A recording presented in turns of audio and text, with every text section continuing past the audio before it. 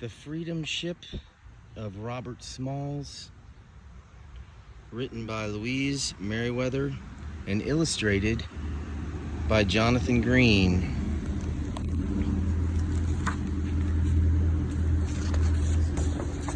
The Freedom Ship of Robert Smalls.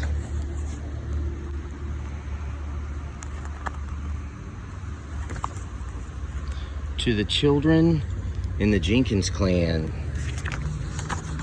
Robert Smalls sat down on the high seat of the carriage next to Black Coachman.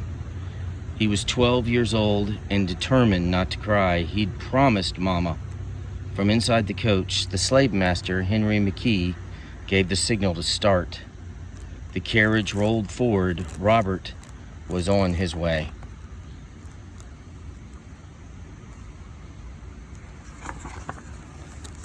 In the spring 1851, Robert was leaving Beaufort, South Carolina, where he'd been born a slave. He was going to work in Charleston to make money for his master. Mama stood in the dirt road, waving goodbye. "Be sassy with your work, but not with your tongue," she called to him. "Yes, Mama," he replied.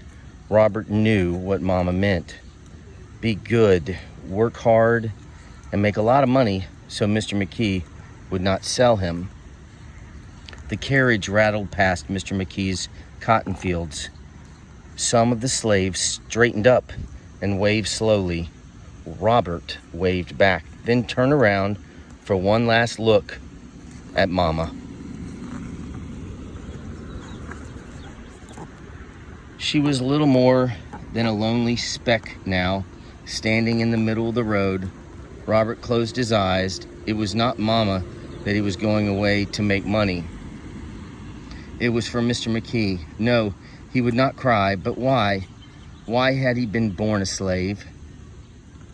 In Charleston, Mr. McKee found a job for Robert at $4 a week. Robert cleaned the street corner lamps in the morning and lit them with a long taper at dusk. He lived with other slaves in a shanty behind a big house.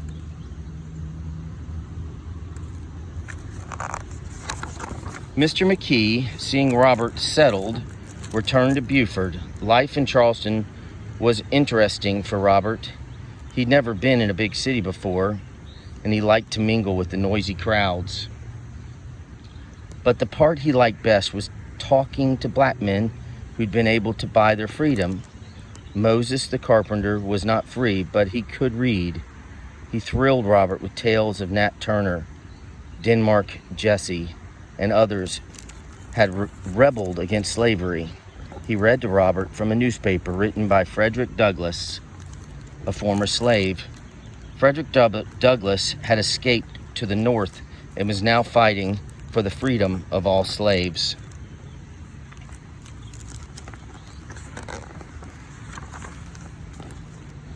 Often, Robert sat by the seawall in Charleston and thought about Frederick Douglass and other free black men. They could learn to read and write. They could keep the money they earned. They could live where they wanted to. No one was their master. One day, Robert promised himself he too would be free. 3 years passed. Robert worked on many jobs for Mr. McKee. He unloaded ships at the dock. He learned to make sails and attach them to the mast. When he was 17, he met a lovely young slave girl, Hannah Jones, in church. Hannah worked as a maid at a hotel. She paid her wages to her master, as Robert did.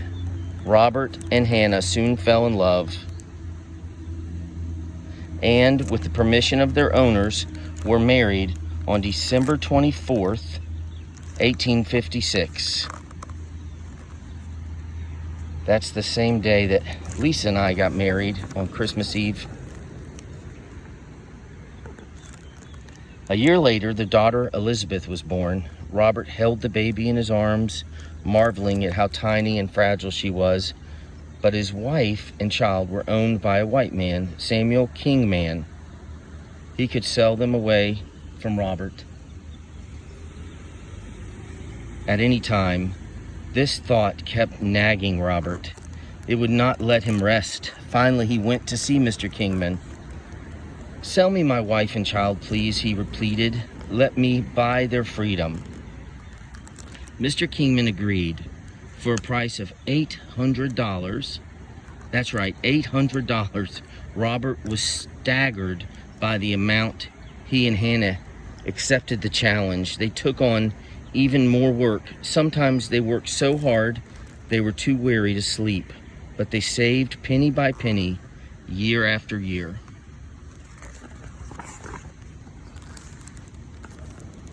Then, in 1861, the Civil War began. Robert was secretly on the side of the North because in the North, black people were free. However, he was made to work for the Confederate Navy as a wheelman on a gunboat called the Planter. The captain of the Planter and his tow-mates were white. The rest of the crew were slaves. Now Robert grew impatient. He and Hannah had saved $700, yet there was no freedom in sight. His family had grown to include a son, Robert Jr., whom he would have to buy as well. The price of freedom had gone up. He had to think of another way. Charleston was too well guarded for him to escape by land. But what about the sea? 3 forts had their guns trained on the harbor. Why couldn't he capture the Planter and sail her right past those guns? The Northern Fleet was anchored 7 miles outside of the harbor. Freedom was only 7 miles away.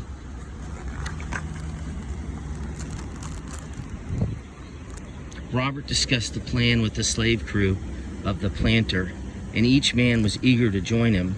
They decided to take their wives and children with them. If anything went wrong, they would blow up the ship and die rather than be captured. On May 13th, 1861, Robert Smalls made his move. He sneaked the women and children onto a second ship anchored in the Cooper River.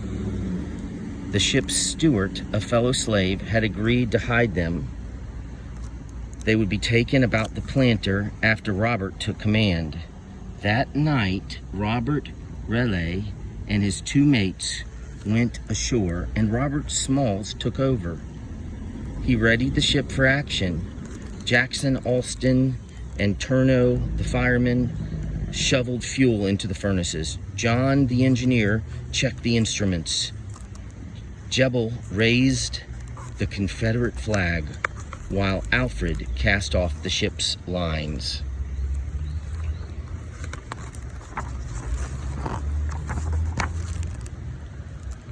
Robert, at the wheel, wearing the captain's hat, steered the Planter away from the dock. The desperate trip had begun. When he neared the second ship, anchored in the Cooper River, Robert sent a rowboat for the 5 women and 3 children. The steward also came aboard, making a total of 17 slaves. Robert headed to the ship upstream. He did everything he had seen Captain Raleigh do. The Planter approached Fort Johnson. Robert pulled the cord on the steam whistle and gave the proper salute. The Planter often steamed upriver before dawn. There was no reason for the sentry on shore to think this time was any different. The sentry yelled, "Pass the Planter!" Fort Moultrie came next. Robert gave the whistle, salute, and again they were passed safely. Can you imagine?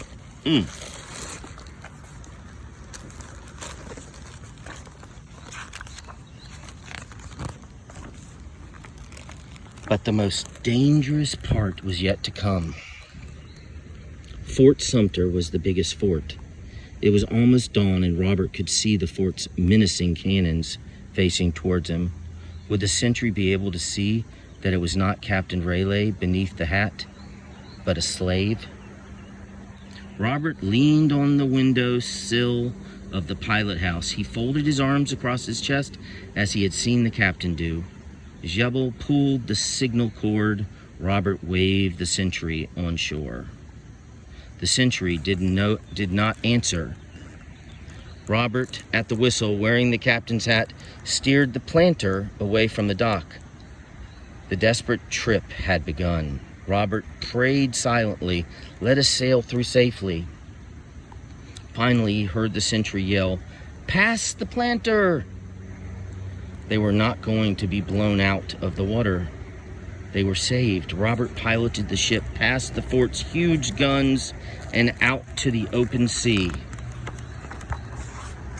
By the time the sentry realized something was wrong and fired his guns, the planter was out of range. The crew and their families crowded to the rail. They had gambled with death and won. Robert and Hannah looked at each other and at their children. They were free. No longer would they have to call any man master. They were free at last.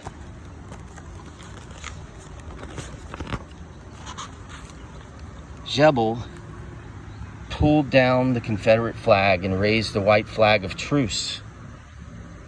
When they reached the ships at the Northern Fleet, Robert turned the planter over to the fleet captain. The planter was of great use to the North. Valued as more than $60,000, the ship became part of the Norse Navy. Robert Smalls became her captain.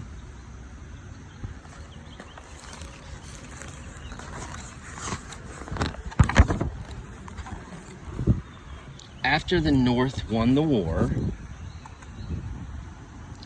Captain Smalls, as he was now called, returned to Beaufort with his family.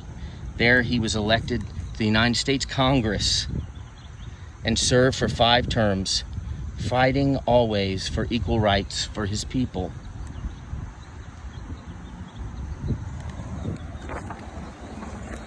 What a brave man.